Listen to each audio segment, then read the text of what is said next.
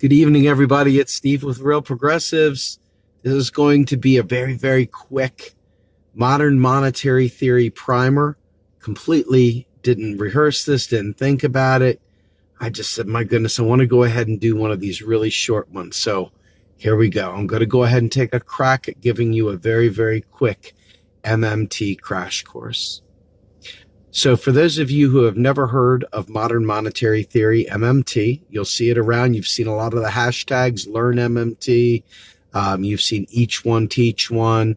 And you've seen a lot of these other hashtags that have gone viral.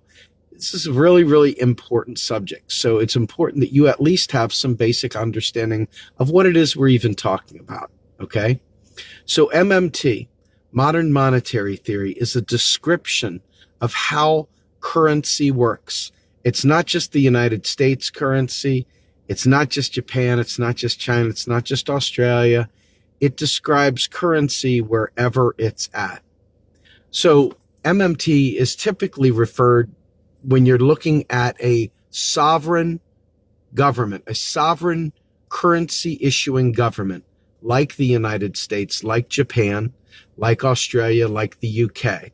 And others. There are others out there, but just use those for example. A sovereign currency issuing nation typically has a central bank. You have the Bank of England. You have the Bank of Japan, Bank of Australia. You have the U.S. Federal Reserve, even though I know it gets some of the people out there all hot and bothered about it, but we're going to have to move past them. We're going to have to let them live in their Alex Jones world, and we're just going to focus on reality here. So each of these entities is able to issue its own currency. In other words, it's not reliant on tax dollars to fund its programs. It creates its own money. It creates its own currency.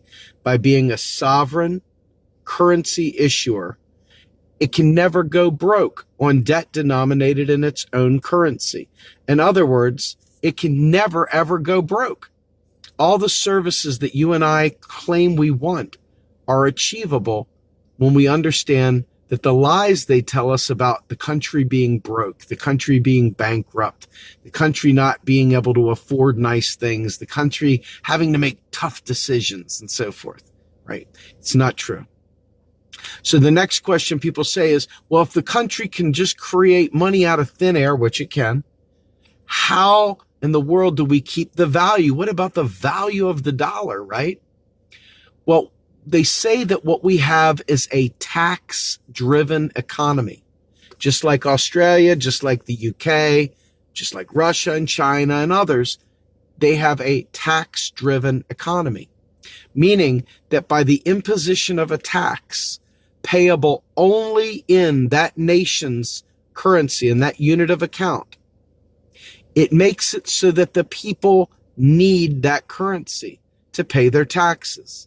You cannot pay your taxes unless you have that currency. Doesn't matter if you have $1 bazillion of Bitcoin, it's still dollars, right?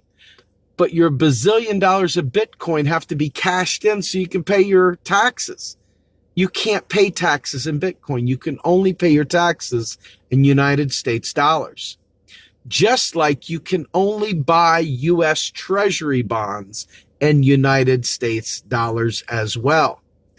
So when you hear about the debt, a currency issuing nation doesn't really have debt like you and I think of it as. So MMT tells us that our government is nothing like a household budget. It is nothing like a household budget whatsoever, because unlike you and I, our federal government can create money at will when it needs it. In fact, let me take it a step further. Our government, whenever our Congress authorizes spending, sends instructions to the Fed, who then in turn keystrokes deposits into the Treasury's accounts. The Treasury then spends those dollars like that. That's how it works. Now, they do sell Treasury bonds after the fact. After the fact, these are already budgeted. The interest is already budgeted. There's nothing being done randomly. Congress has made a decision. That's how this works.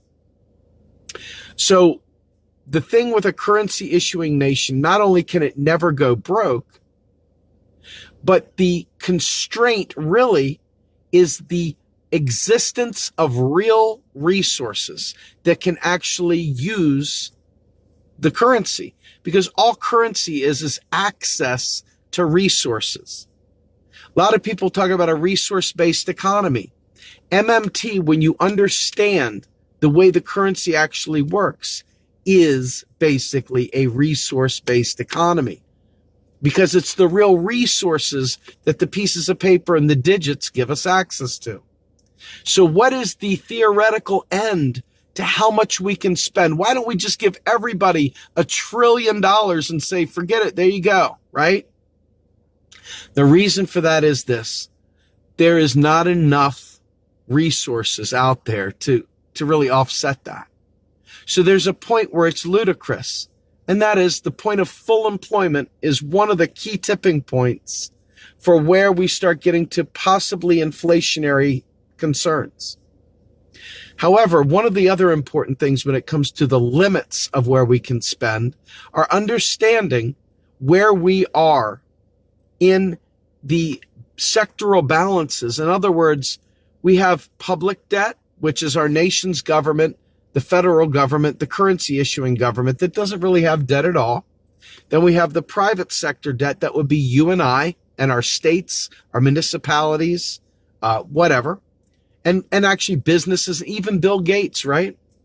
And then on the other side, you have the balance of trade or rest of world. When you are a net importing nation, like the United States is, that means your dollars are leaving the country, they're leaving the economy, and you have less money in the economy at the disposal to keep the economy going. So that money's got to come from somewhere to replenish the economy, or we'll go into recession. That money is going to come from either private debt or public spending. You take your pick. I'm going to go with public spending every single time. Okay? But you look at this is called sectoral balances. It's 3 sectors: public debt, private debt, rest of world. And you got to think about where the theoretical ends of our ability to spend are. We have had people tell us that we are roughly $2 trillion a year, $2 trillion a year away from any kind of danger zone for real inflation or anything like that. So that brings me to the next point. You hear everybody say, what about if you just print money? Isn't that going to devalue my dollar? Okay, this is typically right-wingers that say this. Not too many lefties say this, but there are some libertarians that have snuck into the left that have polluted the world with that kind of stuff. So let's talk about that for a minute. The idea of devaluing the currency goes back to the gold standard era, when we would peg a certain amount of value to a piece of paper as it pertained to a certain weight of gold. So if we had, let's say, 1 ounce of gold equaled $1, that's not it, but just keep it simple. 1 ounce of gold equals $1. If you printed 1,000 more dollars than you had, now all of a sudden that same finite pool of gold has been sliced into a bunch more pieces. Well, there's your devaluing of the dollar, right? We're not on a gold standard anymore. So anyone that says that, you know, inherently is wrong. I mean, they're just wrong. Like, not like kind of wrong. They're wrong. Because we are on a sovereign, meaning our government issues it. Free floating, meaning we're not pegged to oil. We're not pegged to anybody else's currency. We're not pegged to any other commodity, chicken necks, friggin', rabbit's feet, nothing, And because it's free floating, it's sovereign. And it's also not convertible. You can't take your dollar and demand gold in exchange for it. So that means that the limitations that all those things put on our currency are now gone and have been gone for an incredibly long time. They've been gone since 1971, and going all the way back to 1946, Beardsley Rummel, who was the Fed chair of the New York Fed, said point blank, taxes for revenue are obsolete. So what does that mean? Let's think about this for a minute. If you can just print money till the cows come home, how do you regulate the amount of money in circulation? Well, you really don't. You can't. It's impossible because banks create money, but it's not money like we know it. It's debt. And the federal government creates money. It's called a net financial asset when it spends it into existence. So how can you have any kind of controls there, right? The way this works is the federal government spends money into the economy and then it taxes it out of the economy. And that's how you keep control. Taxes are literally deleted because each dollar, they make dollars every day. It's not like some, my precious. They delete them. They get rid of them. They're gone. They've done their purpose. They create them at will. They delete them at will. The thing is that most people think that their hard-earned tax dollar is paying for something. But what your hard-earned tax dollar actually does is it serves as either a brake or a gas pedal for the economy. When they raise taxes, it limits our buying power. When they lower taxes, it increases our buying power. What typically happens, unfortunately, is they lower taxes on the wealthy and they maybe give us a 50-cent reduction, right? The people, regular people, because they want to keep us begging. But this goes beyond MMT. The idea here is, as you can clearly see, I hope, the taxes literally don't fund spending. They drive the need for currency. So as you have a house, or you have a car, you have a piece of land, or you have something that is taxable, you have to pay that tax in your currency, the government's unit of account. That is what gives it its value. Doesn't matter whether you can bite on it or you can turn it into gold and jewelry or whatever. What it matters is that you have to have that in order to pay your tax. And without the ability to collect a tax, we would be like the Confederacy. And that's when you would have hyperinflation. The ability to tax in our currency and the ability to have our government create real goods and services prevents any fear of hyperinflation. Hyperinflation is really called currency rejection, okay? And currency rejection doesn't happen because you printed more money. It's usually the printing of money comes way after the hyperinflation has already occurred. The hyperinflation, like when you have Weimar Republic, that's one of the ones that these people like to bring up, or Zimbabwe, which is another that they like to bring up, have nothing really to do whatsoever with printing money.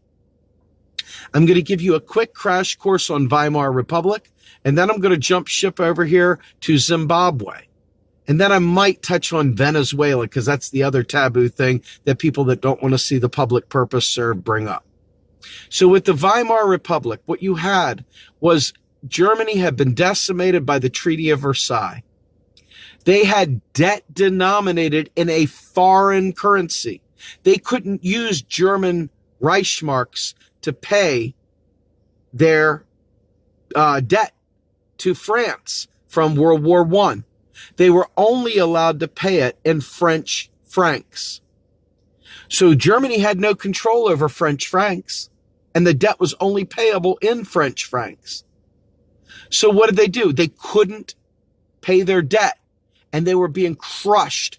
There was political pressure in Weimar at that time. People were extremely depressed. The factories had been decimated by war. There was literally no productive capacity either. And as they printed more money after the hyperinflation had already occurred, you see the wheelbarrow pictures of money and stuff like that going for a loaf of bread, right? It did not have anything to do with printing money. That right there should tell you all you need to know whenever you hear somebody say, what are you going to do, print more money, right? Moving on, right? Now let's talk about Zimbabwe for a minute. Mugabe was trying to fight for his people. Whether you like him, whether you hate him, doesn't matter. Mugabe was fighting for his people. He went ahead and took all the farmland away from the white colonizers and gave it to the natives, to the native land of Zimbabwe, gave it to them, and they were ill-equipped. They didn't understand farming. They hadn't been trained. Their crops were decimated. They had a production issue, literally lost 60% of their crops, something to that effect. They could not feed the people. They had very few actual real exports available. Actual industry was nil. And so the one thing they did have was decimated and crushed. So now all of a sudden, everybody's fighting for an ear of corn or for some other piece of food, a piece of bread, whatever. Had nothing to do with printing money, though the printing money happened well after the political disaster occurred, which is where the hyperinflation occurred. So ultimately, what you've got is a situation where under normal circumstances, you would never have to worry about a hyperinflation, especially in the United States. Now, let's go ahead and talk one final thing. One of the most important pieces of modern monetary theory is understanding the federal job guarantee. Federal job guarantee pegs the economy to the labor standard. It completely eliminates the possibility of joblessness if people don't want a job. If people want a job, I should say, they can have a job serving their local communities. They provide a living wage, they provide living benefits, and now all of a sudden what you've done is you've gotten rid of the minimum wage and you've created a de facto minimum living standard by setting the bar with the job guarantee. Now, the private sector, there's going to be more money in the economy now, right? Now, so all these businesses that are afraid to pay a living wage don't have to worry because more people have more money. They're able to spend. They're not living paycheck to paycheck. They're not destitute. They have services. They have health care. They have all these things, and it enables them to be an employed buffer stock of employed people, so that as the economy ebbs and flows, people will roll off the job guarantee, find better jobs that they want. When the economy contracts, people would be able to go back onto the job guarantee. People could stay on the job guarantee if they'd like. It's their choice. The bottom line is that they have options. And this is what makes MMT the most vital thing you will ever learn. Because without MMT, there is no Medicare for all. There is no job guarantee. There is no environmental fixes. And there is absolutely no New Deal package. MMT is that important to you, folks. So when you hear your congressmen and women, you hear your friends that are Justice Democrats, you hear your friends that are Greens, you hear whoever said, well, we're going to raise taxes to pay for stuff. Number one, you know that they're economically illiterate. Number two, you know that they're actually not going to give you what you wanted. And number three, it's time for you to take that knowledge to those people and educate them to ensure that the next crop of people, before they get tainted by the establishment, learns the truth about how federal financing works and fights tooth and nail for your and my well-being. I'm Steve Grumbine with Real Progressives, and if you need to know an example of MMT at work in the wrong way, all you need to do is look at the military and wonder why they got almost $800 billion without a single tax increase, while simultaneously reducing taxes on the wealthy. I'm Steve Grumbine with Real Progressives. Have a great day, everybody.